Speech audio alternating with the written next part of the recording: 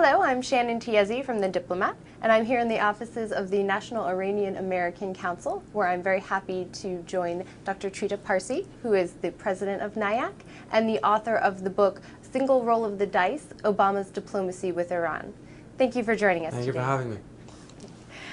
Dr. Parsi, in your previous book, Treacherous Alliances, you mentioned that you thought changes in the balance of power between the U.S., Israel, and Iran were the main driving factor behind changes in the way those three countries interact.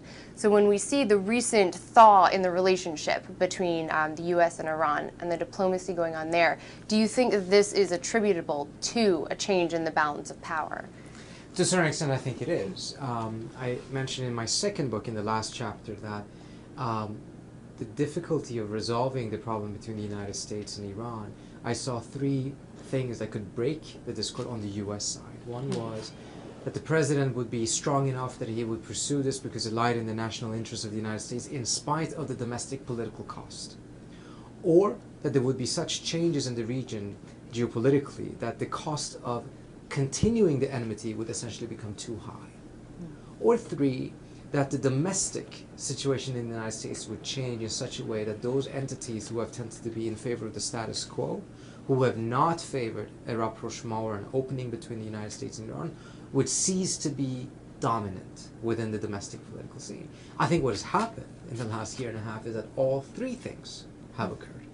Geopolitically, the situation has changed as a result of the Arab Spring, what's happening in Syria, etc. The cost of continuing this non-communication and letting the nuclear issue be an obstacle to almost all other issues became very high. Two, domestically, we've seen now in the last 12 or so months that some of the entities who have favored the status quo have suffered three major defeats, everything from Chuck Hagel's nomination to not getting a war in Syria to failing to pass sanctions in the Senate 2 weeks ago.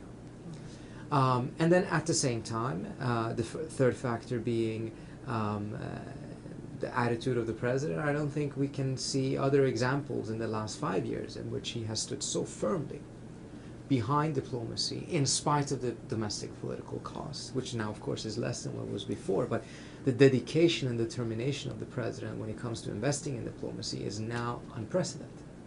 So all of these three things have happened at the same time. It explains to a certain extent what is happening on the U.S. side. And then of course on the Iranian side you have other factors that have enabled them to become much more of a partner in this negotiation than they have been in the past. So in your most recent book, A Single Roll of the Dice, you were critical of the Obama administration when they sort of gave up on their diplomatic efforts with Iran. How would you kind of evaluate the current renewed effort for a diplomatic solution? Well, I'm very pleased to see that there has been a reinvestment in diplomacy, a shift away from thinking that this could be just resolved coercively.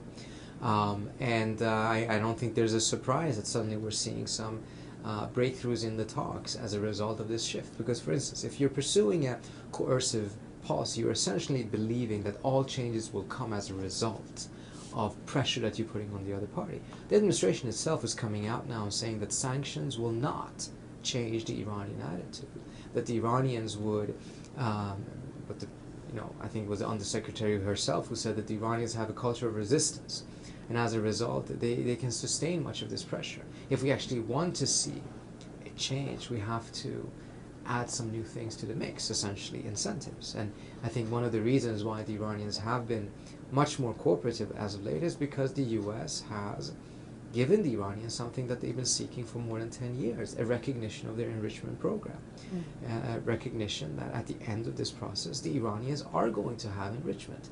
This is different from the zero enrichment objective of the Bush administration. This is something the Iranians have been demanding for 10 years. The U.S. has now essentially granted that, and as a result, the Iranians are also suddenly much more cooperative. I think this could have been achieved 10 years ago. This could have been achieved much earlier. I think it's important as we look at the longer history of this, that there were numerous missed opportunities, and one of them was in May 2010 when the Turks and the Brazilians negotiated a deal that the Iranians signed on to, which was essentially the deal that the U.S. had put in front of the Iranians about 6-7 months earlier. We would be in a different position right now had that happened. But either way, I mean, I'm very pleased to see that things are moving in the right direction right now, and that the president is so committed to pursuing a diplomatic approach. Now, you have noted that in the current round of negotiations, Iran already made quite a number of concessions when they were negotiating the interim deal in November of 2013. So moving forward, as we start to look at a comprehensive, more permanent deal, are there other concessions that Iran is going to be willing and domestically able to make? There are concessions they can make. Whether they can domestically sell is the question, and it's the same problem on the U.S. side. There are certain things that the U.S. have to give. Whether they can get that through Congress, however, is a different story. I know on the Iranian side there is a certain concern that they gave a lot in the interim deal, and as a result they don't have that many cards left to play for the final negotiations. And that even if it doesn't create an immediate problem, would nevertheless create a situation in which the Iranians worry that the U.S. would be more content on dragging out the negotiations than the Iranians would be, in the sense that the Iranians would be under more time pressure than the U.S. would be. Ultimately, however, I think going forward, what's going to make or break diplomacy is going to be Obama and Rouhani's ability to absorb and sell compromise at home. That's really what this is going to be about. Both sides are going to have to give concessions that are of a different order than what they gave in the Geneva negotiations. And Obama has already faced kind of an uphill battle in Congress. You mentioned the failed attempt of Congress to pass additional sanctions at the same time that the Obama administration is trying to scale them back. Do you think that he's going to be able to convince Congress to permanently remove the sanctions as part of this comprehensive deal? I think he has to, because you're not going to get a permanent comprehensive deal if the U.S. side of what the U.S. gives is not permanent. I think there's a temptation in the White House to believe that the Iranians will give up things permanently and the U.S. side will use waivers for these sanctions, so that every 6 months the sanctions are waived. Waivers are fundamentally non-permanent. They're fundamentally reversible. And there's a principle that was established in the Istanbul talks in 2012, which said that reversible concessions would be exchanged for reversible concessions. Irreversible concessions, if we want to extract that from the Iranians, we would have to offer irreversible concessions. We need them to give irreversible concessions. We want them to sign on and ratify the additional protocols so that transparency measures inside the nuclear program will be far, far greater than what they are now, and that they will be permanent. To do that, we have to offer something permanent in return. And I'm somewhat worried that there may be a temptation to think that in the short run we'll use waivers, and then at the end of the implementation of the final agreement there will be a lifting of sanctions, which could be 10 years from now, could be 20 years from now. We have no idea who will be president of the United States at that point. We have no idea what their inclination will be. And I think that's going to create weaknesses in the deal, because I don't see the Iranians being in a situation in which they would agree to such an imbalance in the deal. And then we may end up having a final deal in which neither side gives anything permanent. That would be a weak deal. That would be a much more difficult deal for either side to actually sell it. So obviously there's a lot of challenges left in these negotiations, and because of that, there was a fair amount of public pessimism over the most recent round of the P5+1 Iran talks in Vienna.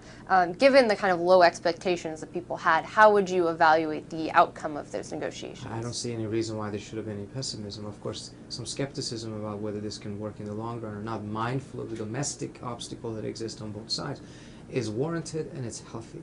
However, in the course of 2 days, the two sides decided on a schedule and on an agenda for the next 6 months.